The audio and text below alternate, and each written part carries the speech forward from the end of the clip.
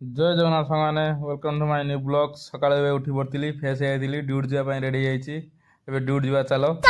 ଏପଟେ ଦେଖିପାରୁଥିବେ ଆମର କଲୋନୀର ଲୋକ ଉଠିକି ବୁଲିଲେଣି, ମୋର କିନ୍ତୁ ଶୋଇଛି, ଏବେ ଉଠୁଛି। କାହିଁକିନା ଆଜି ଏଇ କୁହୁଡ଼ି ଯୋଗୁରୁ ମୋର ଶୋଇବାଟା ଲେଟ୍ ହେଇଯାଇଛି। କାହିଁକିନା କୁହୁଡ଼ି ଏତେ ଜୋର ପଡ଼ୁଛି, ମୋତେ ଲାଗୁଛି ଯେ ସବୁ 5ଟା ହେଇଛି। ମୁଁ ସେଇଥିପାଇଁ ଉଠିକି ଶୋଇ ପଡ଼ିଥିଲି। ଏବେ କମ୍ପାନୀ ପାଖକୁ ପଳେଇ ଆସିଥିଲି, କାହିଁକିନା ଏଇଟା ଆମର ଗେଟ୍ ଦେଖିପାରୁଥିବେ। ଆଜି ଗାର୍ଡେନ ଫୁଲ ଫୁଟିନି। ଏଠି ଆସି ଦେଖିବାକୁ ଆମର ଧୂଳିଆ ବା କଭର ପୁରଉଛନ୍ତି, ଦେଖିପାରୁଥିବେ। ଏଠି ଆସି ଆମର ମେଣ୍ଢା ଦଳ ପୁରା ହୁଲୁସ୍ତୁଲା କରୁଛନ୍ତି, ଦେଖିପାରୁଥିବେ। ତା ଭିତରେ ଗୋଟେ ବୁଦା ରହିଯାଇଛି।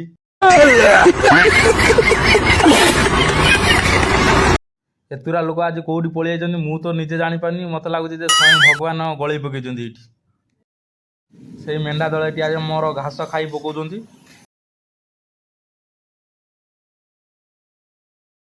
ଏବେ କମ୍ପାଲା ଆମେ ଆସି ସାରିଛୁ। କାଳୁଆଦା କାହିଁ ତ ଏଇ ଦିନର ଦୁଷୁନାହାନ୍ତି, ରାତିରେ କ'ଣ ଦୁଷୁଥିବେ ମୁଁ ସେଇଟା ଭାବୁଛି।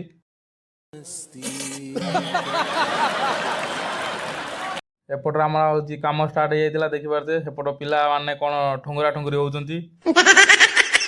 ଏପଟେ ବୋଧେ ମହୁମାଛି ମହୁ ଛାଡ଼ି ଦେଇଯାଇଛି, କ'ଣ ଘେଣି ହେଇଯାଇଛନ୍ତି। ମୋର ଟିକେ ଚନ୍ଦ୍ରବଦନ ଦେଖି ଦେଇଥିଲି ତମକୁ। ଘୋର ନିନ୍ଦା। ଏବେ ଆମ କାମ ସରିଯାଇଥିଲା। ଆଉ ଆମ ଦୁଃଖର କଥା ତମକୁ କ'ଣ କହିବି, ସବୁବେଳେ ତ ପରିଶ୍ରମ ବହୁତ ହେଉଛି। ଓକେ ବାଏ ସାଙ୍ଗମାନେ, ଭିଡ଼ିଓଟି ଭଲ ଲାଗିଥିବ ଲାଇକ୍ ଆଣ୍ଡ ସବସ୍କ୍ରାଇବ୍ ସାଙ୍ଗମାନେ। ନେକ୍ସଟ ଭିଡ଼ିଓ ଦେଖା ହେବା। Okay, love you to all.